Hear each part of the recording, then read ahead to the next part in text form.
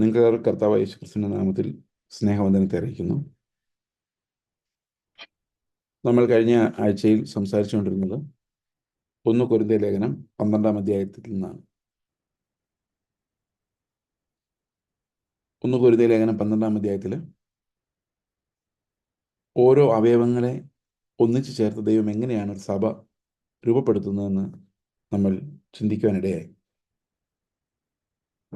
ഒരു സഭയിൽ പല അവയവങ്ങൾ, ആ പല അവയവങ്ങളിൽ ദൈവത്തിൻ്റെ കൃപ വിന്യസിക്കുന്നതനുസരിച്ച്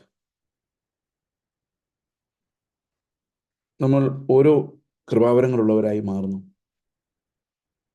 അങ്ങനെയാണ് കർത്താവിൻ്റെ സഭയെ തുടങ്ങിയത്.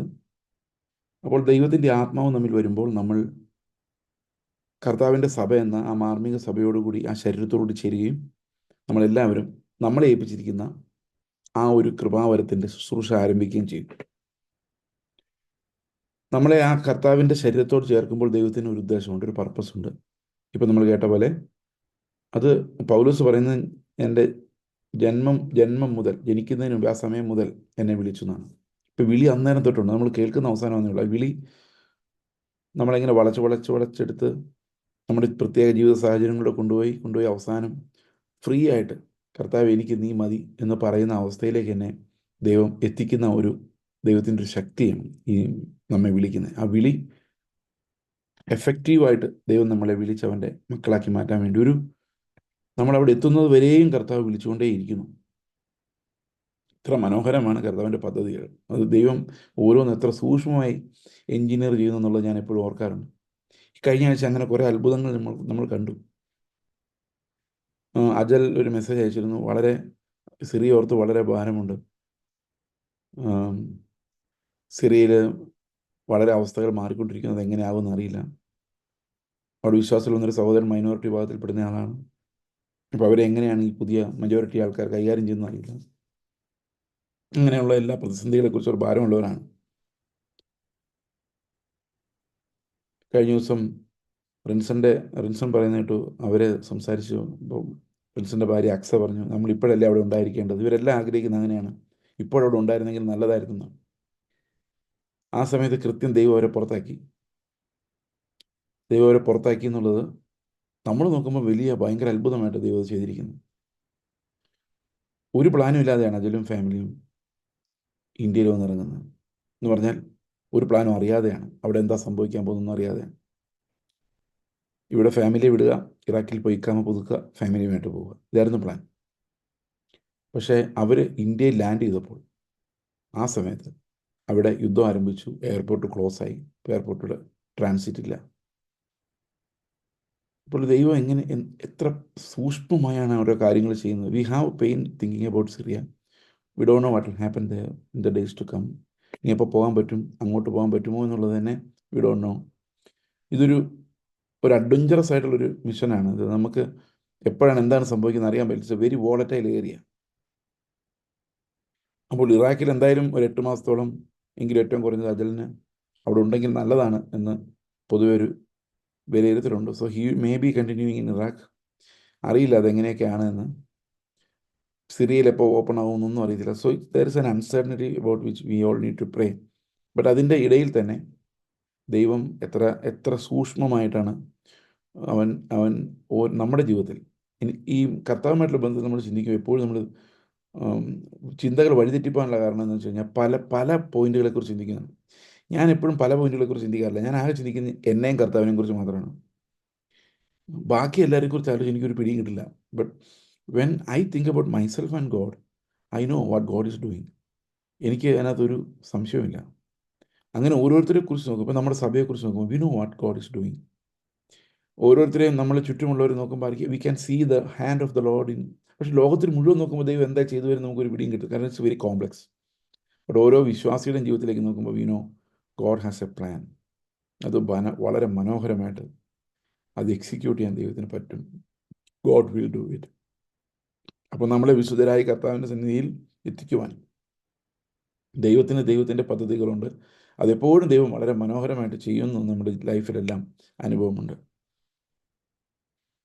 ഞാനും അങ്ങനെ കഴിഞ്ഞ ആഴ്ചയിൽ വളരെയധികം അത്ഭുതത്തോടെ നോക്കി ഒത്തിരി സംഭവങ്ങളുണ്ടായി. എല്ലാം സാക്ഷ്യമായിട്ട് പറയുവാൻ പ്രയാസമാണെങ്കിലും ഞാൻ എവിടെയാണ് സംസാരിക്കേണ്ടത്, എന്താണ് സംസാരിക്കേണ്ടതെന്നുള്ളത്, എപ്പോഴാണ് സംസാരിക്കേണ്ടതെന്നുള്ളതിനൊക്കെ ദൈവത്തിൻ്റെ പദ്ധതിയും പ്ലാനും വരച്ചു വെച്ചതുപോലെ ദൈവം നടപ്പാക്കിയ ചില കാര്യങ്ങൾ കഴിഞ്ഞ ആഴ്ചകളിൽ സംഭവിച്ചു.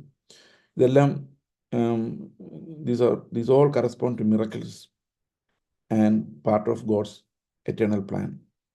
അപ്പോൾ എല്ലാം വളരെ സന്തോഷിക്കുകയും കർത്താവിനെ മഹത്വപ്പെടുത്തുകയും ചെയ്യുന്നു.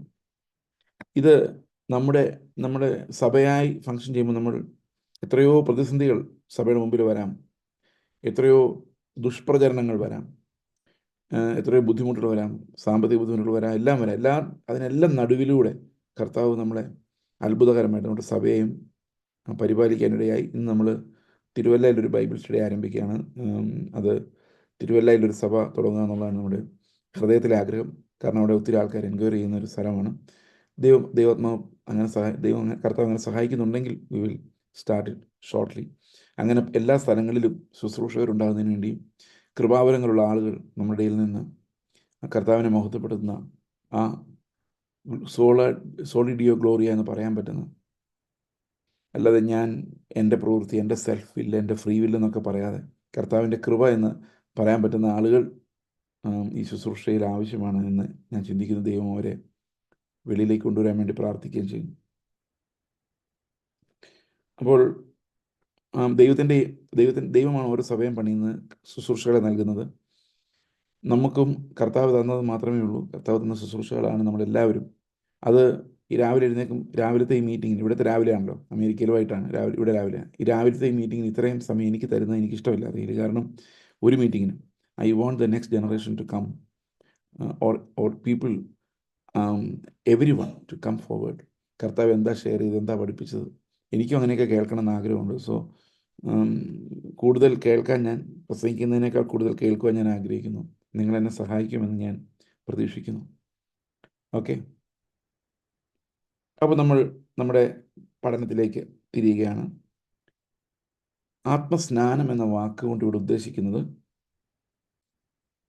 യഹൂദന്മാരോ യവനന്മാരോ ദാസന്മാരോ സ്വതന്ത്രന്മാരോ നാം എല്ലാവരും ഏക ശരീരം ആക്കുമാറ്. ഇതാണ് ആത്മസ്നാനം. ആത്മസ്നാനം എന്തിനാ ദൈവം നൽകുന്നതെന്ന് വെച്ച് കഴിഞ്ഞാൽ ആ ആത്മാവ് നമ്മെ എല്ലാവരെയും യൂണിഫൈ ചെയ്ത് ഒരു ശരീരമാക്കി മാറ്റുന്നു എന്നുള്ളതാണ്.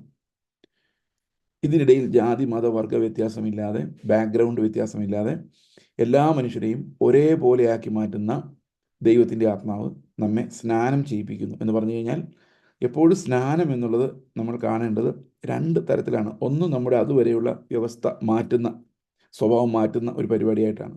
മറ്റൊന്ന്, ഇതൊരു കൂടിച്ചേരലാണ്. ക്രിസ്തുവിനോട് ചേരുവാൻ സ്നാനമേറ്റവരായ നാം.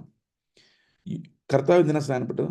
നമ്മോട് ചേരുവാനാണ്. നമ്മുടെ കൂടെ, നമ്മളിൽ ഒരാളായി പാപത്തെ ജയിച്ച് കഷ്ടത അനുഭവിച്ച് ക്രൂശിൽ എൻ്റെ പ്രതിനിധിയായി മാറാൻ വേണ്ടിയാണ് കർത്താവ് സ്നാനപ്പെട്ടത്. ആ ആൾക്കാരുടെ കൂടെ പൊയ്ക്കൂ നിന്ന്. അതുപോലെ സ്നാനത്തിനകത്ത് എപ്പോഴും ഒരു കൂടിച്ചേരലുണ്ട്. നല്ല മനസാക്ഷിക്ക് വേണ്ടി ഒരു നിലവിളിയുണ്ട്. ജഡത്തിൽ അഴുക്ക് കളയാനല്ല, നമുക്ക് കർത്താവിൻ്റെ മുമ്പിൽ ഒരു ക്ലീൻ മനസാക്ഷി ഉണ്ടാകുന്നതിന് വേണ്ടിയുള്ള അപേക്ഷയായിട്ടാണെന്നാണ് പത്രോസ് പറയുന്നത്. അപ്പോൾ ഇവിടെ ആത്മസ്നാനമേറ്റവരുടെ ഏറ്റവും വലിയ പ്രത്യേകത, അവർ ഓരോ അവയവങ്ങളോടും കണക്റ്റഡ് ആയിരിക്കും. ആത്മാവിൻ്റെ ബന്ധം അവർ തമ്മിലുണ്ടായിരിക്കും. ഈ ആത്മസ്നാനം നടന്ന ആളുകളാണ് ഓരോരോ കൃപാവരങ്ങളിലൂടെ സഭയെ ശുശ്രൂഷിക്കുന്നത്. അവർക്ക് മാത്രമാണ് കർത്താവ് ഉള്ളത് എന്ന് പറഞ്ഞാൽ കർത്താവിൻ്റെ പ്രസൻസ് ഉള്ളിലുള്ളത്, ദൈവത്തിൻ്റെ ആത്മാവുള്ളത്, ദൈവത്തിൻ്റെ മക്കൾ. അപ്പോൾ നമ്മൾ ചോദിക്കുക, അപ്പോൾ അവർ അന്യഭാഷ പറഞ്ഞില്ലെങ്കിലോ? നമ്മുടെ ആളുകൾ പലരും അന്യഭാഷ പറയാത്തവരുണ്ട്, അവർ ദൈവമക്കളാണ്. ഈ ആത്മാവിൻ്റെ സ്നാനം എന്ന് പറയുന്നത് നമ്മുടെ ഓരോരോ കൃപാവരങ്ങളുമായി, അത് ചിലപ്പോൾ വിസിബിൾ ആയിരിക്കാം, ചിലപ്പോൾ ഇൻവിസിബിൾ ആയിരിക്കാം, ചിലപ്പോൾ നമ്മൾ വളരെ വർഷങ്ങൾക്ക് ശേഷമായിരിക്കാം കണ്ടെത്തുന്നത്. പക്ഷേ എന്തിനാണ് ദൈവം വിളിച്ചതെന്ന് ഞാൻ കണ്ടെത്തിയത് സ്നാനപ്പെട്ട ശേഷം 12 വർഷങ്ങൾ കഴിഞ്ഞിട്ടാണ്. 14 വർഷം കഴിഞ്ഞിട്ടാണ് ഞാൻ കണ്ടെത്തുന്നത് എന്നെ എന്തിനാണ് കർത്താവ് ശരിക്കും വിളിച്ചിരിക്കുന്നുള്ള കാര്യം. Take so much time. പക്ഷേ അന്യഭാഷ പറയാൻ 1 വർഷം പോലും എടുത്തില്ല. പക്ഷേ എന്നെ എന്തിനാണ് വിളിച്ചതെന്ന് മനസ്സിലാക്കാൻ 14 വർഷം എടുത്തു. അപ്പോൾ എനിക്ക് അന്ന്, ഞാൻ സ്നാനപ്പെട്ടപ്പോൾ എനിക്ക് എന്തിനും സ്പെസിഫിക്, അതായത് ആത്മസ്നാനം എനിക്ക് ലഭിച്ചപ്പോൾ, ഞാൻ കർത്താവ് എൻ്റെ ഹൃദയത്തിൽ വന്നപ്പോൾ, എനിക്ക് ആത്മാവിൻ്റെ നിറം എനിക്ക് തന്നപ്പോൾ, ദൈവം എന്നെ ഏതൊരവയവമായിട്ടാണ് എന്നെ തിരഞ്ഞെടുത്തിരിക്കുന്നത് അല്ലെങ്കിൽ കൂട്ടിച്ചേർത്തിരിക്കുന്നത് എനിക്ക് മനസ്സിലാകുന്നത് വളരെയധികം വർഷങ്ങൾക്ക് ശേഷമാണ്. അതുവരെ ഞാൻ എല്ലാ പണിയും ചെയ്യുമായിരുന്നു. പക്ഷേ 2010 കൂടിയാണ് എനിക്കൊരു ക്ലാരിറ്റി ഉണ്ട്. എന്നെ വിളിച്ചിരിക്കുന്ന വചനം പഠിപ്പിക്കാൻ ഉപദേഷ്ടാവായിട്ടാണ്. ആ ഒരു കോളിംഗ് മാത്രമേ എനിക്ക് ഉള്ളൂ. ബാക്കിയുള്ളിടത്തെല്ലാം എനിക്ക് ചെയ്യാൻ പറ്റും, പക്ഷേ അതിനകത്തെല്ലാം ഒരു പരിമിതി ഉണ്ടാവും. But this is what God has entrusted to me, this is what I should be primarily doing എന്നുള്ളത് എനിക്ക് മനസ്സിലാകുന്നത് ആ സമയത്താണ്. അപ്പോൾ ആ ഒരു സ്നാനത്തിൽ നമ്മളും കർത്താവിനോടൊപ്പം ചേർക്കപ്പെട്ടിട്ടുണ്ട്. നമുക്ക് ശുശ്രൂഷയെക്കുറിച്ചൊരു തിടുക്കവും ആഗ്രഹവും ഉണ്ടാകണം. നമുക്ക് ഇന്നലെ ഞാൻ നമ്മുടെ സഹോദരനോട് ജിജോബത്തോട് സംസാരിച്ചുകൊണ്ടിരിക്കുമ്പോൾ ഞാൻ പറയാമായിരുന്നു, ഈ വിളി വരുന്ന സമയത്ത് ഞാൻ സ്നാനപ്പെടുന്നത് 1996 ആ സമയത്ത് എന്നെ എന്തിനാ ദൈവം വിളിച്ചിരിക്കുന്നത് എനിക്കറിയില്ല. I don't know whether I will B missionary or A pastor. പക്ഷേ ദൈവം വിളിച്ചിട്ടുണ്ടെന്നറിയാം. അപ്പോൾ വിളി എന്തോ ഒരു ശുശ്രൂഷയിലോട്ടാണെന്ന് അറിയാം, എന്താണെന്നൊന്നും അറിയില്ല. അതുകൊണ്ട് തന്നെ അവിടെ എല്ലാ ഭവനങ്ങളിലും കയറി ഇറങ്ങി പാസ്റ്ററുടെ കൂടെയും സഭയുടെ കൂടെയും അടിമാലിയിലാണ് ഞാൻ താമസിക്കുന്നത്. അപ്പം ആ ഏരിയയിൽ കയറാത്ത ഒരു വീടുമില്ല. മലയുടെ മുകളിൽ ഗിരിവർഗ കോളനിയിൽ അവിടെ ഇവിടെ. കാരണം ദൈവം വിളിച്ചു കഴിയുമ്പോൾ നമ്മുടെ ഉള്ളിൽ കർത്താവ് തരുന്ന ആ ഒരു ചിന്തയുണ്ട്, serve the Lord, serve the body of the Lord. ഇത് ഓരോ അവയവങ്ങൾക്കും ലഭിക്കുന്ന കൃപാവരം അനുസരിച്ചാണ്. ഇതിനകത്ത് ഒരു മനുഷ്യനും ഒന്നും ചെയ്യുന്നതല്ല, ഒരു മനുഷ്യനൊന്നും പ്ലാൻ ചെയ്യുന്നതുമല്ല. ഇതെല്ലാം കർത്താവ് നമുക്ക് തരുന്ന കൃപാവരങ്ങളാൽ മാത്രം സംഭവിക്കുന്നതാണ്. അത് ഓരോരുത്തരെയും വിളിച്ചിരിക്കുന്ന ഓരോ രീതിയിലുമാണ്. അപ്പോൾ ചിലർ വളരെ സൈലൻ്റ് ആയിരിക്കും, പക്ഷെ അവരിലൂടെ ദൈവം പ്രവർത്തിച്ചുകൊണ്ടേയിരിക്കും. എല്ലാവരും നാവായാലും എങ്ങനെയായിരിക്കും, എല്ലാവരും വർത്തമാനം പറയാൻ പറ്റില്ല. പക്ഷേ എനിക്ക് തോന്നുന്നു ഈ ഒരു ഇത്രയും വലിയ ശരീരം, ഒരു 99 പേരുള്ള ഒരു ശരീരത്തിൽ 3-4 വായെങ്കിലും തുറക്കുന്നത് നല്ലതെന്നാണ് എൻ്റെ അഭിപ്രായം. എല്ലാം മീറ്റിങ്ങും ഇപ്പോൾ 1 വായ 2 വായൊക്കെ ഉള്ളൂ. ഒരു 3-4 വായ്ക്കും കൂടെയൊക്കെ സംസാരിക്കാനുള്ള സ്പേസ് ഉണ്ടായിരിക്കും ഞാൻ വിചാരിക്കും. ഓക്കെ, ഇവിടെ ചോദിക്കുന്ന ഒരു ചോദ്യം 15 താഴോട്ട് വരുമ്പം, ശരീരം ഒരവയവമല്ല പലതത്രേ. ഞാൻ കൈയല്ലായതുകൊണ്ട് ശരീരത്തിലുള്ളതല്ല എന്ന് കാൽ പറയുന്നുവെങ്കിൽ അതിനാൽ അത് ശരീരത്തിലുള്ളതല്ല എന്ന് വരികയില്ല. ഓക്കെ, അപ്പോൾ ഓരോ അവയവങ്ങളും പല അവയവങ്ങൾ കൂടിച്ചേർന്ന് ഒരു സഭയുണ്ടാകുന്നു. എന്നോട് പലരും പറയാറുണ്ട്, ഈ കൃപാവരങ്ങളിൽ വിശ്വസിക്കുന്ന പെന്തക്കോസ്റ്റൽ ചർച്ചാണ്, മറ്റ് ചർച്ചകളിൽ കൃപാവരങ്ങൾ അത്രയില്ല. പക്ഷെ ഞാൻ മനസ്സിലാക്കിയിരിക്കുന്ന ഒരു കാര്യം, കൃപാവരങ്ങളിൽ ടെക്നിക്കലി വിശ്വസിക്കുന്നുണ്ടെങ്കിലും നമ്മളൊക്കെ കൃപാവരങ്ങളെക്കാളും വിശ്വസിക്കുന്നത് മനുഷ്യൻ്റെ കഴിവുകളിലാണ്. ഇന്നും അങ്ങനെയാണ്. കൃപാവരങ്ങളിലേക്കാളും വിശ്വാസം നമുക്ക് മനുഷ്യരുടെ കഴിവുകളിലാണ്. ഉദാഹരണത്തിന് പാട്ട് പാടുന്നവർ ആരാ പാട്ട് പാടുന്നത്? ഉള്ളവരല്ല ഇന്നും പൊതുവെ പാടുന്നത്. അവർ നല്ലപോലെ പാടാൻ കഴിവുള്ളവരാണ്. നല്ലപോലെ പ്രസംഗിക്കാൻ കഴിവുള്ളവരാണ്. ഒരു സഭയുടെയൊക്കെ നേതൃത്വത്തിലോട്ട് വരുന്നവരാ അഡ്മിനിസ്ട്രേഷൻ എബിലിറ്റി ഉള്ളവരാണ്.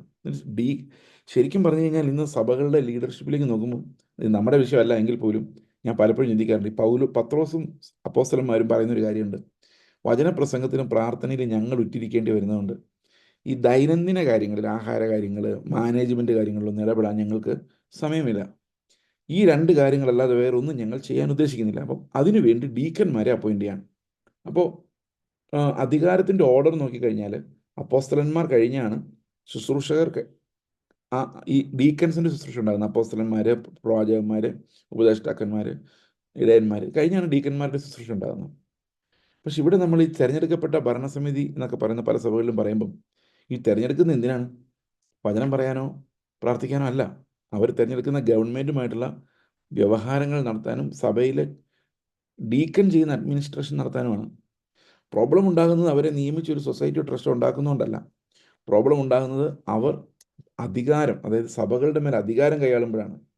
അവർക്കൊരു they should work as deacons. അതാണ് ശരിക്കും വേണ്ടത്. Spiritual authority should be vested with people with the gifts of holy spirit.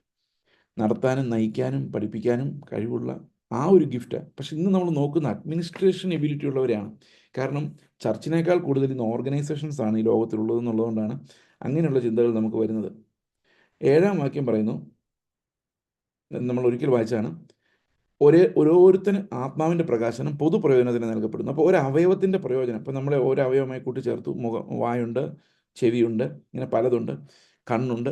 അപ്പോൾ ഇതെല്ലാം പൊതുപ്രയോജനത്തിനാണ്. കണ്ണിൻ്റെ പ്രയോജനം കണ്ണിന് മാത്രമല്ല, ദ ഹോൾ ബോഡിക്കാണ്. അപ്പോൾ നമുക്ക് ലഭിക്കുന്ന ഓരോ കൃപാവരവും ആ ബോഡിയെ മുഴുവൻ ശക്തമാക്കാൻ നമ്മളെ സഹായിക്കണം. ഓക്കെ, അപ്പോൾ പല അവയവങ്ങളുണ്ടെങ്കിലും ശരീരം ഒന്നേ ഉള്ളൂ. അപ്പോൾ കണ്ണിനും കൈക്കും എല്ലാം അങ്ങോട്ടും ഇങ്ങോട്ടും ആവശ്യമുള്ള രീതിയിലാണ് ഇത് വെച്ചിരിക്കുന്നത്. 22-ാം വാക്യത്തിലേക്ക് വരുമ്പോൾ അവിടെ പറയുന്നത്, ബാക്കി ഇതേ കാര്യത്തിൻ്റെ എക്സ്പ്ലനേഷനാണ്, അതുകൊണ്ട് നമ്മൾ ഇത്തിരി സ്പീഡിൽ പോയത്. 22-ാം വാക്യത്തിൽ പറയുന്നു, ശരീരത്തിൽ ബലം കുറഞ്ഞവയെന്ന് തോന്നുന്ന അവയവങ്ങൾ തന്നെ ആവശ്യമുള്ളവയാകുന്നു. ശരീരത്തിൻ്റെ മാനം കുറഞ്ഞവയെന്ന് തോന്നുന്നവയ്ക്ക് നാം അധികം മാനം അണിയിക്കുന്നു, നമ്മിൽ അഴക് കുറഞ്ഞവയ്ക്ക് അധികം അഴക് വരുത്തുന്നു. നമുക്ക് തന്നെ അറിയാം സ്വഭാവം, അല്ലേ? തലമുടി നരച്ച ഉടനെ അത് ഡൈ ചെയ്യും. എന്തിനാണ്? ഇത്തിരി മാനം കുറഞ്ഞു എന്ന് തോന്നുമ്പോൾ അതിന് ഇത്തിരി മാനം കൊടുക്കും. വെളുപ്പ് പോരാന്ന് തോന്നുമ്പോൾ ചില ആൾക്കാർ ഫെയർ ആൻഡ് ലവ്ലി എടുത്ത് തേക്കും. എന്തിനാണ്? അതിനിത്തിരി മാനം കൂടുതൽ കിട്ടിക്കോട്ടെ എന്ന് വിചാരിച്ചാണ്.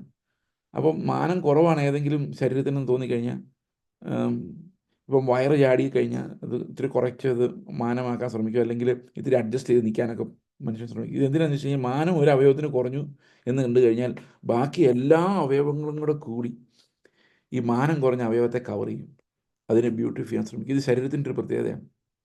നമ്മുടെ നാട്ടിൽ അങ്ങനെയല്ല നടക്കുന്നത്. നമ്മുടെ നാട്ടിൽ നടക്കുന്ന ഒരാൾക്ക് ഇത്തിരി മാനം കുറഞ്ഞു കഴിഞ്ഞാൽ അവനെ എങ്ങനെ പുകയ്ക്കാം എന്നുള്ളതാണ് ആലോചിക്കുന്നത്. ഓക്കെ, നമ്മ അപ്പോൾ മാനം കുറഞ്ഞു എന്ന് കഴിഞ്ഞാൽ അവനെ കൂടുതൽ പ്രൊട്ടക്ട് ചെയ്യണമെന്നാണ് പറയുന്നത്. ശരീരത്തിൽ ഭിന്നത വരാതെ അവയവങ്ങൾ അന്യോന്യം ഒരുപോലെ കരുതേണ്ടതിനായി ദൈവം കുറവുള്ളതിന് അധികം മാനം കൊടുത്തുകൊണ്ട് ശരീരത്തെ കൂട്ടിച്ചേർത്തിരിക്കുന്നു. അതിനാൽ ഒരവയവം കഷ്ടം അനുഭവിക്കുന്നെങ്കിൽ അവയവങ്ങളൊക്കെയും കൂടെ കഷ്ടം അനുഭവിക്കുന്നു. ഒരവയവത്തിന് മാനം വന്നാൽ അവയവങ്ങളൊക്കെയും സന്തോഷിക്കുന്നു. ഒരാൾ വന്ന് പറയാണ്, എത്ര ഭംഗിയുള്ള കണ്ണുകൾ, അല്ലെങ്കിൽ എത്ര ഭംഗിയുള്ള വാക്കുകൾ എന്ന് പറയുമ്പോഴേക്കും ചെവി അവിടെ ഇരുന്നുണ്ട്, ഛേ എന്നെ പുകഴ്ത്തി പറഞ്ഞില്ല, ഇത് നാക്കിനെയാണല്ലോ പുകഴ്ത്തിയത് എന്ന് പറയുമോ? ഒരിക്കലും പറയില്ല. ഭയങ്കരമായിട്ട് സന്തോഷിക്കും ഒരാൾ. അപ്പം ചെവിക്ക് വേദന ഉണ്ടായാലോ എല്ലാവരും കൂടെ കരയും. ശരീരം മുഴുവൻ നമ്മൾ ടയർഡായിരിക്കും, അയ്യോ ഭയങ്കര വേദന. പല്ലുവേദന വന്നിട്ട്, പല്ലിനാണ് ജീവനില്ല, അതിനകത്തുള്ള ഞരമ്പുകളാണ് ഈ വേദന ഉണ്ടാക്കുന്നല്ലേ. എനിക്കറിയത്തില്ല, ഞാൻ ഡെന്റിസ്റ്റ് ഒന്നുമല്ല. അപ്പം അതിന് വേദന വന്നാൽ ശരീരം മുഴുവൻ നമുക്കൊന്നും ചെയ്യാൻ മൂടില്ല. നമ്മൾ പിന്നെ ഒരിടത്ത് ഇരിക്കുക, ആ ശരീരം മുഴുവൻ ഇങ്ങനെ വിഷമിച്ചിരിക്കുക, കാരണം പല്ലിന് മാത്രമേ വേദനയുള്ളൂ. ഇങ്ങനെയുള്ളൊരു കണക്ഷനാണ് ഒരു organism. Church is not an organisation, it is an organism എന്ന് പറയുന്നത് അതുകൊണ്ടാണ്. ഒരു ജീവൻ, ഒരു ജീവിയാണ്. അതിനൊരവയവത്തിന് വേദന വന്നു കഴിഞ്ഞാൽ ആ ശരീരം മുഴുവൻ അതിൻ്റെ കൂടെ വേദനിക്കും എന്നുള്ളതാണ്. ഓക്കെ, അപ്പോൾ 27 വാക്യം, എന്നാൽ നിങ്ങൾ ക്രിസ്തുവിൻ്റെ ശരീരവും ഓരോരുത്തരും വെവ്വേറെയായി അവയവങ്ങളും ആകുന്നു. ഇപ്പോൾ നമ്മൾ എല്ലാവരും കൂടെ നോക്കിയാൽ ക്രിസ്തുവിൻ്റെ ശരീരം, എന്നാൽ ഓരോരുത്തരെ നോക്കിക്കഴിഞ്ഞാൽ അവർ വെവ്വേറെ അവയവങ്ങളുമാകുന്നു. ഇനി കൃപാവരങ്ങളുടെ ഒരു ലിസ്റ്റ് നമ്മളൊരു വേറൊരു എന്താ പറയുന്ന ഒരു കൺസിഡറേഷനിലേക്ക് പോവുകയാണ്. ഇത്രയും കൃപാവരങ്ങളെ ഫോക്കസ് ചെയ്യുമ്പോൾ ഒരു പ്രോബ്ലം എന്ന് പറയുന്നത്, നമ്മൾ ശുശ്രൂഷകർ കൃപാവരങ്ങൾ മാത്രമല്ല ഹൈലൈറ്റ് ചെയ്യപ്പെടേണ്ടത്. ഇപ്പോൾ എനിക്കൊരു കൃപാവരമുണ്ട്, ഞാൻ വചനം പഠിപ്പിക്കുന്നു, പക്ഷേ എനിക്ക് ദൈവമായിട്ടുള്ള ബന്ധം ഈ കൃപാവരങ്ങൾ വഴിയല്ല, അത് വേറൊരു ഇൻറ്റിമസിയാണ്. അപ്പോൾ അത് എൻ്റെ ക്യാരക്ടറിനെ കൂടെ ബാധിക്കുന്ന കാര്യമാണ്. ഇപ്പം കൃപാവരങ്ങളിൽ ശുശ്രൂഷിക്കുന്ന ഒരാൾക്ക് ക്യാരക്ടർ ഉണ്ടാകണമെന്നില്ല. അപ്പോൾ ദൈവം കൂടുതൽ വാല്യുബിളായിട്ട് കാണുന്നത് ദൈവമായിട്ടുള്ള നമ്മുടെ ഫെലോഷിപ്പും നമ്മൾ ഉണ്ടായി വരുന്ന ക്രിസ്തുവിന് അനുരൂപമായ ക്യാരക്ടറുമാണ്. അപ്പോൾ എത്ര കൃപാവരം ഉണ്ടെങ്കിലും ഇല്ലെങ്കിലും, അതായത് എത്ര മാനമുള്ള കൃപാവരം ഉണ്ടായാലും ആരും അറിഞ്ഞില്ലെങ്കിലും, ഏറ്റവും പ്രധാനമായത് ദൈവവും ഞാനും. ഞാൻ നേരത്തെ പറഞ്ഞ പോലെ the other considerations are irrelevant. ഞാനിപ്പോൾ പഠിപ്പിക്കാൻ എനിക്ക് പറ്റുന്നുണ്ടോ? എനിക്ക് കൃപാവരങ്ങളുടെ അത്ര സ്നേഹമൊന്നുമില്ല. എനിക്ക് കൃപാവരമുള്ള ആളാണ്, ഞാനാണ് ഇവിടുത്തെ ഉപദേഷ്ടാവ് എന്ന് ഞാൻ ഒരിക്കലും പറയില്ല. എനിക്കിന്ന് 2 മിനിറ്റ് കിട്ടിയുള്ളെങ്കിൽ I will be happy. If someone else is preaching I will be happy. ഞാൻ കഴിഞ്ഞ ദിവസം പറയാം, നമ്മുടെ ചർച്ചിൽ യൗവനക്കാർ എത്ര നന്നായിട്ട് വചനം സംസാരിക്കുന്നു. I am very happy to give space to them. കാരണം എന്നെ സംബന്ധിച്ച് പ്രധാനം കർത്താവ് എന്നെ എങ്ങനെ കാണുന്നു, ഞാൻ അവൻ്റെ മുമ്പിൽ എങ്ങനെ ആയിരിക്കുന്നുള്ളത് മാത്രമായിരിക്കണമെന്ന് ഞാൻ ആഗ്രഹിക്കുന്നു. അപ്പോൾ ഇവിടെ പറയുന്നത് ഈ ദൈവം സഭയിൽ ഒന്നാമത് അപ്പോസ്തലന്മാർ, ആ തോട്ടിലോട്ട് നമ്മൾ വരികയാണ്. ഇപ്പം പൗലോസ് അങ്ങോട്ട് നമ്മളെ തിരിക്കാം. ദൈവം സഭയിൽ ഒന്നാമത് അപ്പോസ്തലന്മാർ, രണ്ടാമത് പ്രവാചകന്മാർ, മൂന്നാമത് ഉപദേഷ്ടാക്കന്മാർ, ഇങ്ങനെ ഓരോരുത്തരെ നിയമിക്കുകയും പിന്നെ വീര്യപ്രവൃത്തികൾ, രോഗശാന്തിയുടെ വരം, സഹായം ചെയ്യാനുള്ള വരം, പരിപാലന വരം, വിവിധ ഭാഷാവരം എന്നിവ നൽകുകയും ചെയ്തു. അപ്പോൾ ഇതെല്ലാം സഭയ്ക്കകത്ത് ഓരോ അവയവങ്ങൾക്ക് കൊടുത്തിരിക്കുന്ന കാര്യമാണ്. അപ്പോൾ അപ്പോസ്തലന്മാർ കുറച്ചുകൂടെ മാനം കൂടുതലുണ്ട്, പ്രവാചകന്മാർക്ക്, ഉപദേഷ്ടാക്കന്മാർ, ഇങ്ങനെ ഓരോരുത്തർക്ക് അവരവരുടെ മാനം കൂടുതലുണ്ടെന്ന് ആൾക്കാർ വിചാരിക്കും. പിന്നെ വീര്യപ്രവൃത്തികളുടെ വരമുള്ളവർക്ക് ഭയങ്കര മാനമാണ്. രോഗശാന്തിയുടെ വരം എന്നൊക്കെ പറഞ്ഞു കഴിഞ്ഞാൽ ഒന്നും പറയാനില്ല. സഹായം ചെയ്യാനുള്ള വരത്തിന് വലിയ വലിയ മാന്യത നഷ്ടമാണ്. പരിപാലന വരം, വിവിധ ഭാഷാ വരം എന്നിവ നൽകുകയും ചെയ്തു. ഇതെല്ലാം കർത്താവ് ഓരോ അവയവങ്ങൾക്ക് നൽകുന്നതാണ്. എല്ലാവരും അപ്പോസ്തലന്മാരാണോ? ഇനി ചോദ്യം കേട്ടോണം, ഇത് റെട്ടറിക്കാണ്. റെട്ടറിക് എന്ന് പറഞ്ഞു കഴിഞ്ഞാൽ ഒരേ രീതിയിലുള്ള ചോദ്യങ്ങൾ റിപ്പീറ്റ് ചെയ്ത് ഒരേ ഉത്തരത്തിലോട്ട് വരുമ്പോൾ അങ്ങനത്തെയാണ് ഈ റെട്ടറിക്. ഇവിടെ റെട്ടറിക് ആയിട്ടുള്ള ക്വസ്റ്റ്യൻസ്. എല്ലാവരും അപ്പോസ്തലന്മാരോ? എന്താ ഉത്തരം? അല്ല, ഒബ്വിയസ്ലി നോ. എല്ലാവരും പ്രവാചകന്മാരോ? അല്ല. എല്ലാവരും ഉപദേഷ്ടാക്കന്മാരോ? അല്ല. എല്ലാവരും വീര്യപ്രവൃത്തികൾ ചെയ്യുന്നവരോ? അല്ല. എല്ലാവർക്കും രോഗശാന്തിക്കുള്ള വരമുണ്ടോ? ഇല്ല. എല്ലാവരും അന്യഭാഷകളിൽ സംസാരിക്കുന്നുവോ? ഉണ്ട്. എല്ലാവരും വ്യാഖ്യാനിക്കുന്നുവോ? ഇല്ല. ശ്രേഷ്ഠവരങ്ങളെ വാഞ്ചി. പിന്നെ ഒരെണ്ണത്തിനകത്ത് മാത്രം നമ്മൾ ഉണ്ടെന്ന് ഉത്തരം പറഞ്ഞല്ലേ, അപ്പോൾ അത് റെട്ടറിക്ക് ആയില്ല. ശരിക്കും ആ പർപ്പസ് സെർവ് ചെയ്തില്ല. അപ്പോൾ ശരിക്കും പൗലോസ് പറഞ്ഞു വരുമ്പം എല്ലാത്തിനും ഉത്തരം ഇല്ല എന്ന് അസ്യൂം ചെയ്തുകൊണ്ടാണ് പറയുന്നത്, അല്ലേ? ഇല്ല എന്ന് അസ്യൂം ചെയ്തുകൊണ്ടാണ് പറയുന്നത്. അപ്പോൾ എല്ലാവരും അങ്ങനെ പറയുന്നില്ല, എന്നാൽ പറയണം. പറയുന്നവരുണ്ട്. എന്നിട്ട് പറയാണ്, ഇതെല്ലാം ശ്രേഷ്ഠ വരങ്ങളാണ്, ഇതിനു വേണ്ടി നിങ്ങൾ വാഞ്ചിക്കുവിൻ, നിങ്ങൾ ആഗ്രഹിക്കുവിൻ. കർത്താവിൻ്റെ കൃപാവരങ്ങൾ ഉണ്ടാകുന്നതിനും അത് ശുശ്രൂഷിക്കുന്നതിനും നിങ്ങൾ ആഗ്രഹിക്കുകയും പ്രാർത്ഥിക്കുകയും ചെയ്യുവിൻ. അപ്പോൾ ഇത് നിരുത്സാഹപ്പെടുത്തരുത്. ഓക്കെ, എല്ലാവരും വ്യാഖ്യാനിക്കുന്നുവോ? ശ്രേഷ്ഠ വരങ്ങളെ വാഞ്ചിക്കുവിൻ. അപ്പോൾ ഇങ്ങനെയുള്ള കൃപാവരങ്ങളോട് നമുക്ക് സ്നേഹമുണ്ടാകണം. നമ്മൾ ഉപയോഗിക്കപ്പെടണം, നമ്മൾ ശുശ്രൂഷിക്കണം. സഭയിൽ നമ്മൾ ശുശ്രൂഷിക്കപ്പെടുകയും നമ്മൾ അങ്ങോട്ട് ശുശ്രൂഷിക്കുകയും വേണം. നമുക്ക് ഏത് കൃപാവരമാണ് തന്നിരിക്കുന്നത് ദൈവം പതുക്കെ പതുക്കെ വെളിപ്പെടുത്തിക്കോളും. ഇപ്പം ഞാൻ പഠിപ്പിക്കാനുള്ള വിളിയാണെന്ന് എനിക്ക് വിചാരിച്ചുകൊണ്ട് ഞാൻ ഒരാൾക്ക് സഹായം ചെയ്യില്ലെന്ന് പറയാൻ പറ്റത്തില്ല. ഇതെല്ലാം എല്ലാത്തിലും നമ്മൾ ക്രിസ്തുവിനോളം നിറവുള്ളവരാകാൻ വേണ്ടി ഈ കൃപാവരങ്ങൾ ഒരുപക്ഷെ നമ്മൾ നോക്കിക്കഴിഞ്ഞാൽ എല്ലാവരും സഹായിക്കുന്നു എന്ന് ചോദിച്ചു കഴിഞ്ഞാൽ എല്ലാവരും സഹായിക്കുന്നില്ല. പക്ഷെ സഹായിക്കാനുള്ള വരം എല്ലാവർക്കും ഉണ്ടാകേണ്ടതാണ്. വിശ്വാസത്തിൻ്റെ വരം എല്ലാവർക്കും ഉണ്ടാകേണ്ടതാണ്. പരിജ്ഞാനത്തിൻ്റെ വരം എല്ലാവർക്കും ഉണ്ടാകേണ്ടതാണ്. ജ്ഞാനം എല്ലാവർക്കും ഉണ്ടാകേണ്ടതാണ്. പക്ഷേ സഭ തുടങ്ങുമ്പോൾ, സഭ ആരംഭിക്കുമ്പോൾ, ഒരു ആരംഭ സ്റ്റേജിൽ ഇത് ചില വ്യക്തികൾക്കായിട്ട് നൽകപ്പെടുകയും അത് സഭയ്ക്കെല്ലാം അത് പ്രയോജനമായി മാറി സഭയെല്ലാം ക്രിസ്തു എന്ന തലയോളം വളരുകയും ചെയ്യുന്നു. എബ്രായ ലേഖനത്തിൽ പറയുന്നു, കാലം നോക്കിയാൽ നിങ്ങൾ എല്ലാവരും ഉപദേഷ്ടാക്കന്മാരായിരിക്കേണ്ടവരാണ്. ഇവിടെ ഉപദേഷ്ടാവ് എന്നുള്ള വരത്തെക്കുറിച്ച് പറയുന്നതെങ്കിൽ മുമ്പോട്ട് പോകുന്തോറും എല്ലാവരും ഉപദേശിക്കാൻ സമർത്ഥരാകുന്ന രീതിയിലേക്ക് വളരേണ്ടതാണ്. കാരണം വചനം ഒന്നേ ഉള്ളൂ, കർത്താവ് ഒന്നേ ഉള്ളൂ, നമ്മുടെ രക്ഷയുടെ കൺഫഷൻ ഒന്ന് തന്നെയാണ്. അപ്പോൾ ആർക്കും ഏത് മനുഷ്യനും വേറൊരാളെ പഠിപ്പിക്കാവുന്ന രീതിയിലേക്ക് വളർന്നു വരണമെന്ന് തന്നെയാണ് കൊരിന്ത്യർ ലേഖനവും നമ്മളെ പഠിപ്പിക്കുന്നത്. അപ്പോൾ ഇതൊക്കെ നമ്മൾ ആഗ്രഹിക്കണം. കർത്താവിൻ്റെ സഭയിൽ ശുശ്രൂഷിക്കാൻ നമ്മൾ ആഗ്രഹിക്കണം. നമ്മുടെ ഉള്ളിൽ ആഗ്രഹം ഉണ്ടാകണം, കർത്താവെ നിൻ്റെ സഭയിൽ എന്തെങ്കിലും ഒരു ശുശ്രൂഷ ചെയ്യുവാൻ എന്നെ നീ വിളിച്ചതിനായിട്ട്, ദാസനായി വിളിച്ചതിനായിട്ട് സ്തോത്രം. Let me do what you have commissioned me to do. അത് നിൻ്റെ കൃപയാൽ ചെയ്തു തീർക്കുവാൻ. ഞാൻ കഴിഞ്ഞ ദിവസം പറഞ്ഞ പോലെ ക്രിസ്തുവിൻ്റെ ദാനത്തിനൊത്തവണ്ണമാണ് ഓരോ കൃപാവരവും നൽകുന്നത്. ക്രിസ്തുവിനെ പോലെ നമ്മളാക്കാൻ വേണ്ടിയാണ്. കർത്താവ് നമ്മുടെ സ്ഥാനത്തായിരുന്നെങ്കിൽ എന്ത് ചെയ്യുമായിരുന്നു എന്നുള്ളതാണ് ആ കൃപാവരം. രോഗശാന്തിയുടെ വരമെന്ന് വിചാരിച്ചോ, കർത്താവായിരുന്നെങ്കിൽ നടക്കുന്നെങ്കിൽ അതെന്ത്, അതിനോട് ഇക്വേറ്റ് ചെയ്താണ് നമുക്ക് ഈ കൃപാവരങ്ങൾ തരുന്നത്. സഹായിക്കാനുള്ള വരമായാലും ഏത് വരമായാലും ആ ഒരു ഇക്വേഷനിലാണ് കർത്താവ് നമുക്കിത് തരുന്നത്. ഇനിയാണ് പ്രധാനപ്പെട്ട ഒരു വിഷയത്തിലേക്ക് നമ്മൾ വരുന്നത്. എല്ലാവരും വ്യാഖ്യാനിക്കുന്നു, ശ്രേഷ്ഠ വരങ്ങളെ വാഞ്ചിപ്പിൻ, ഇനി അതിശ്രേഷ്ഠമായൊരു മാർഗം ഞാൻ നിങ്ങൾക്ക് കാണിച്ചു തരാം. അപ്പം ഇത് ശ്രേഷ്ഠമാണ്, നല്ലതാണ്. പക്ഷെ ഇതിനേക്കാളും ശ്രേഷ്ഠമായ വേറൊരു മാർഗം നമ്മുടെ മുമ്പിലുണ്ട്. ഇവിടെയാണ് നമ്മുടെ ഫോക്കസ് വരേണ്ടത്. It's not about the gifts. ഞാൻ ഇത്രയും ഗിഫ്റ്റ്സിനെ ഊന്നി പറയുമ്പോൾ, ഞാൻ കഴിഞ്ഞ ദിവസം പല സഭകളിലും പറഞ്ഞപ്പോൾ ഞാൻ പറഞ്ഞു, സഭകളുടെ ഏറ്റവും വലിയ പരാജയം എന്ന് പറയുന്നത് മാനുഷിക തലത്തിലേക്ക് ശുശ്രൂഷകൾ മാറി എന്നുള്ളതാണ്. കൃപാവരങ്ങൾ എന്താ ചെയ്യുന്നത് അറിയോ? കൃപാവരങ്ങൾ ദൈവിക തലത്തിലേക്ക് ശുശ്രൂഷയെ മാറ്റുന്നു. അതായത് ക്രിസ്തുവിൻ്റെ ഒത്തവണ്ണം ആ ശുശ്രൂഷകൾ മാറുന്നു. അപ്പോൾ സ്റ്റേജിൽ നിൽക്കുമ്പോൾ നമ്മൾ ഫീൽ ചെയ്യുന്നത് കർത്താവ് നമ്മളോട് ഇടപെടുന്നു, നമ്മൾ ഉപയോഗിക്കുന്നതായിട്ടാണ്. It is not that I have prepared some notes, let me push that down the throat of those people who are sitting in front of me. അങ്ങനെയല്ല ഞാൻ ചിന്തിക്കുന്നത്. അവരുടെ തൊണ്ടയിലൂടെ തള്ളിവിടാം എന്നുള്ളതല്ല. എൻ്റെ ഹൃദയത്തിൽ വരുന്നത് ഒരു കൃപാവരത്തിൻ്റെ പ്രത്യേകത എന്ന് വെച്ച് കഴിഞ്ഞാൽ God is doing it through me എന്നുള്ളതാണ്. God is doing it through me. അപ്പോൾ ഓരോ ഇടത്തും മനുഷ്യൻ എന്ന തലത്തിലേക്കും മനുഷ്യന് ചിന്തിക്കാവുന്ന തലത്തിലേക്കും ഉയരത്തിലേക്ക്, മനുഷ്യൻ ചിന്തിക്കുന്നതിനേക്കാൾ ഉയരത്തിലേക്ക്, ദൈവികമായ തലത്തിലേക്ക്, ദൈവം ആഗ്രഹിക്കുന്ന തലത്തിലേക്ക് ഒരു സഭയുടെ ശുശ്രൂഷകളെ വളർത്തുന്നത് കൃപാവരങ്ങളാണ്. അപ്പോൾ അത് വളരെ പ്രധാനമാണ്, അത് അതിശ്രേഷ്ഠമാണ് നമുക്ക് മനസ്സിലാക്കാം. എന്നാൽ അതിനേക്കാൾ ശ്രേഷ്ഠമായ ഒരു കാര്യത്തെക്കുറിച്ചിട്ട് പറയുന്നു. ഇത് ശ്രേഷ്ഠമായിരിക്കെ തന്നെ ഞാൻ പറയുന്നത് സഭകളുടെ ഏറ്റവും വലിയ പ്രതിസന്ധി എന്ന് പറയുന്നത് we have brought it down to the human level.